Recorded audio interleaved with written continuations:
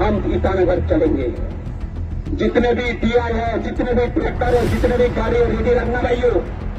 हम लोग कब घोषणा करेंगे, हम लोग ईटानगर से यहां से चलेंगे। कौन रोकता है, हम देखेंगे उसको। सरकार को आवाज ये पहुंचेगी। तो वह यहाँ आके यहाँ सोशल अनरेस्ट क्रिएट नहीं करना चाहिए, यहाँ का पब्लिक का सेंटीमेंट को हर्ट नहीं करना चाहिए। वो मौका दोबारा सा यहाँ पीआरसी लास्ट टाइम जो पीआरसी इशू हुआ है वो और 3 आदमी का ज़िंदगी चला गया था, वो सिचुएशन सरकार होने नहीं देना चाहिए। इसे उन्हें वहाँ रोकना है और वहाँ से जितना जल्दी हो सके उन्हें अरुणाचल का बाहर का रास्ता दिखाना चाहिए। सर अभी समय का जो एकदम बर्निंग इशू है चकमा हाजंग इशू, लास्ट आपका 23 दिसंबर से वो लोग 31 दिसंबर तक प्रोटेस्ट किया है दियूम सर्कल में। वो लोग अभी लास्ट स्टेटमेंट दिया है कि ईटानगर तक पैदल चल के आएंगे। तो देखा है कि परसों सीएम साहब भी स्टेटमेंट दे चुका है, कल आपसू का तरफ से भी ऑफिशियल स्टेटमेंट दे चुका है। आप लोग एनपीपी का तरफ से क्या स्टेटमेंट है सर इसका ऊपर में? ऑफकोर्स आपने सही सवाल पूछा है। ये चकमा हाजंग जो इशू है एक बर्निंग इशू है एंड लॉन्ग पेंडिंग इश्यूज़ है। इस रिलेटेड में रिसेंटली चकमा हाजंग के स्टूडेंट यूनियन लोग नॉन कॉपरेशन मूवमेंट अरुणाचल में शुरू किया। उसको लेके हमारा नेशनल पीपल्स पार्टी की राज्य स्तर पर बैठक बैठा और इस बैठक में हमने जो डिस्कशन किया और उनका जो नतीजा आया उसके हिसाब से हमारा पार्टी ने ये डिसाइड किया कि जो चकमा हाजंग ऑर्गेनाइजेशन लोग जो नॉन कॉपरेशन मूवमेंट एक प्रोटेस्ट रैली मूवमेंट शुरू किया उसे हम पूरी तरह से नकारता है और इसे कड़ी से कड़ी शब्द से हम निंदा करता है कि उनका जो भी स्टेप ले रहा है वो गलत है। इनफैक्ट चकमा हाजंग को हमारे अरुणाचल प्रदेश के सरकार के साथ और हमारे अरुणाचल प्रदेश के लोगों का साथ एक ग्रेटफुल होना चाहिए, एक ऑब्लिगेशन होना चाहिए कि हमने उसे इतना साल तक लगभग 50 साल से ज़्यादा उन्हें अरुणाचल प्रदेश में रहने का हमने शेल्टर दिया, हमें उन्हें एजुकेशन फैसिलिटी दिया और मेडिकल फैसिलिटी दिया। आज का समय में वहाँ के जो चकमा के लीडर्स है, स्पेशली जो इंटेलेक्चुअल लीडर है या फिर बिजनेस कम्युनिटी का लीडर या सोशल लीडर है, उन्हें रियलाइज़ करना चाहिए कि बेंगल रेगुलेटरी फ्रंटियर एक्ट का अनुसार और जो रिसेंटली सिटीजन अमेंडमेंट एक्ट का अनुसार उन्हें अरुणाचल प्रदेश में रहने का हक दिया नहीं जाता है। वो एक रिफ्यूजी है और यहाँ रिफ्यूजी ही रहेगा। तो जब उन्हें ये लीगल मैटर को जानता है तो लीगल इश्यूज़ को जानता है कि उन्हें यहाँ सिटीजन मिलने का हक नहीं है या रहने का हक नहीं है, पीआरसी मिलने का या आरपीसी मिलने का हक नहीं है। ऐसे जब जो उनको कंफर्म है तो अपना लोगों के साथ जागरूकता ला के वो गवर्नमेंट ऑफ इंडिया से बात करके अरुणाचल से बाहर किसी एक अच्छा सुरक्षा स्थान पे या इस राज्य पे जाके बसने का शुरुआत करना चाहिए। रादर हमारे प्रदेश में एक सोशल अनरेस्ट क्रिएट करना या फिर यहाँ के लोकल इंजीनियर्स को ट्रीट करना या फिर पॉलिटिकल इश्यूज़ बनाने का कोशिश नहीं करना चाहिए। तो आई फील दैट कि लास्ट टाइम जब अरुणाचल में एक पीआरसी इशू आके हमारे अरुणाचल प्रदेश के 3 जवान शहीद हुए हैं, उन्हें वो याद करना चाहिए। इसे लेके हमारे जितना भी अरुणाचल के लोग बहुत सेंटीमेंट है, अक्रॉस ऑल पॉलिटिकल पार्टीज़ वो भी सेंटीमेंट है और जितना स्टूडेंट ऑर्गेनाइजेशन वो भी सेंटीमेंट है। इसलिए वो हमें अंडरमाइन नहीं करना चाहिए, स्टेट गवर्नमेंट को अंडरमाइन नहीं करना चाहिए। रादर वो अपना रास्ता ढूंढ के वो यहाँ से जितना जल्दी हो सके जाने के लिए वो सोचना चाहिए। इसलिए मैं सोचता कि उनका जो भी प्रोटेस्ट है वो गलत है। दूसरी बात, हम स्टेट गवर्नमेंट को भी अप्रिशिएट करता हूँ कि recently state government under the leadership of Pema Khandu का अंदर में जो आरपीसी को हटाने का बात किया और अभी आरपीसी को बंद कर दिया, ये बहुत अच्छा स्टेप है। ऐसा ही स्टेप अगर पहले से लेता शायद चकमा हाजंग अरुणाचल में इतना ज़्यादा नहीं होना था, क्योंकि आरपीसी एक बहाना हो गया।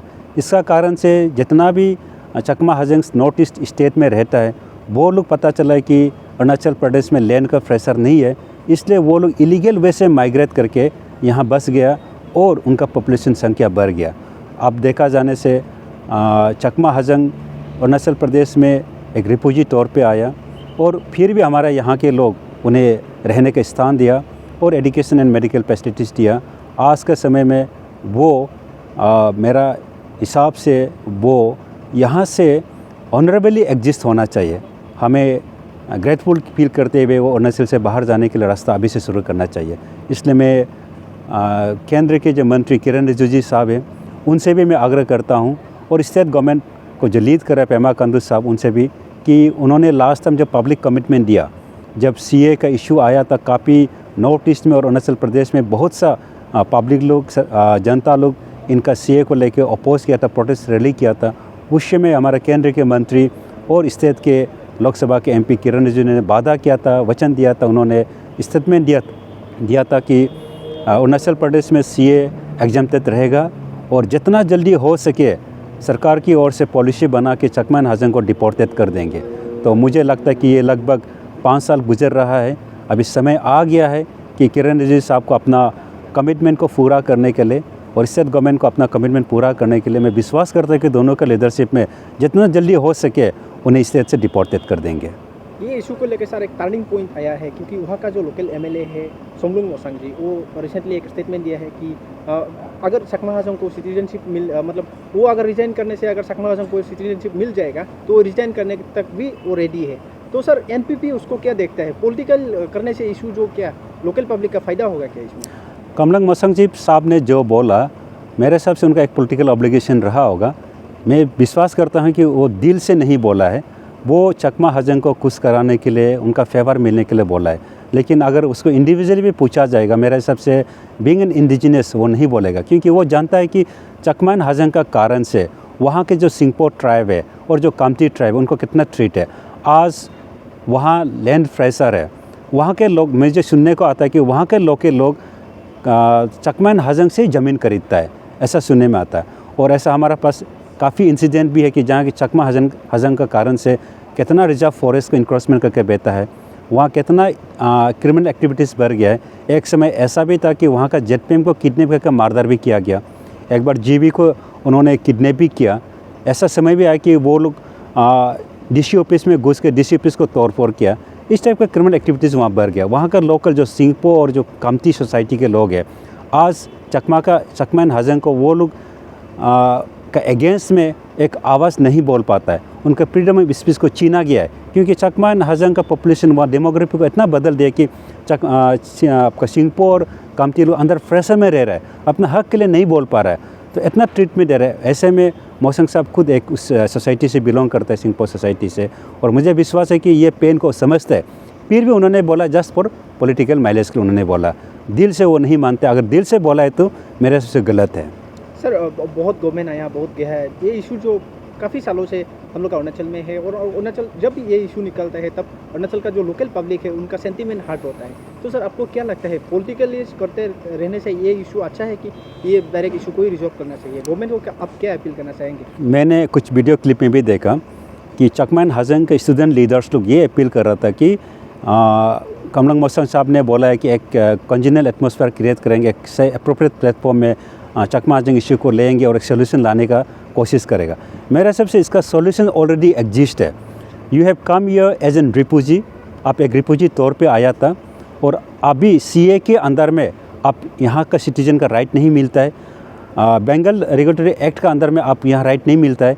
ऐसे केसेस में it's a time for your to exist honourably from Arunachal Pradesh. Arunachal Pradesh अब रेस्पेक्टफुली जाने का समय आ गया है, और इस चीज़ को हमारे केंद्रीय मंत्री किरण जी ने भी बहुत ज़ोर से कहा, और पेमा खांडू साहब जो ऑनरेबल चीफ मिनिस्टर उन्होंने भी ज़ोर से कहा, और मेरा भी उनसे आग्रह है कि अभी कहने का नहीं है, अभी करने का समय है। अभी ऐसा समय आएगा कि हम अभी नहीं तो कभी नहीं, इसलिए इस बार किसी भी तरह से उनका नॉन कोऑपरेशन मूवमेंट एक अच्छा अपॉर्चुनिटी है। इसको लेते हुए अब जब अरुणाचल में रहते हुए फिर हमें कोऑपरेट नहीं कर रहे तो आप यहाँ से चला जाओ, रास्ता दिखाने का समय है। तो वो लोग ऑनरेबली एग्जिस्ट नहीं कर रहे, तो I would like to request the Kiran Rijiju साहब and Pema Khandu to initiate a process for deportation them forcefully। उन्हें अभी फोर्सफुली डिपोर्टेड करने का समय आ गया है, करना चाहिए। मेरे हिसाब से पब्लिक का कमिटमेंट रखना चाहिए, तो मैं विश्वास करते कि दोनों लीडर जरूर करेंगे। सर लेकिन ये जो 31 दिसंबर को लोग ऑलरेडी मुहिम शुरू कर दिया कि वो लोग ईटानगर पैदल लाएंगे, तो अभी तक लेकिन स्टेट गवर्नमेंट की तरफ से कुछ भी एक्शन लेते हुए नहीं दिखाया गया। तो आप क्या स्टेट गवर्नमेंट को क्या अपील करना चाहेंगे और क्या रिक्वेस्ट करना चाहेंगे? स्टेट गवर्नमेंट को मेरा वही रिक्वेस्ट है कि उनको वहाँ से यहाँ पुटमार्च आने का मौका नहीं देना चाहिए, क्योंकि उनका यहाँ आके वो जो अपील करने जा रहा हो, हमें मालूम है कि पीआरसी को अपील करेंगे और आरपीसी को अपील करेंगे, वो यहाँ सिटीजनशिप का अपील करेंगे। तो जब ये दोनों provision Bengal frontier regulatory act का अंदर और सीए के एक्ट के अंदर उनका पास प्रोविज़न ही नहीं है, तो वह यहाँ आके यहाँ सोशल अनरेस्ट क्रिएट नहीं करना चाहिए, यहाँ का पब्लिक का सेंटीमेंट को हर्ट नहीं करना चाहिए। वो मौका दोबारा सा यहाँ PRC लास्ट टाइम जो PRC इशू हुआ है वो और 3 आदमी का ज़िंदगी चला गया था, वो सिचुएशन सरकार होने नहीं देना चाहिए। उन्हें वहाँ रोकना है और वहाँ से जितना जल्दी हो सके उन्हें अरुणाचल का बाहर का रास्ता दिखाना चाहिए। That is my appeal to the honourable chief minister and the central minister Shri Kiren Rijiju ji. Thank you.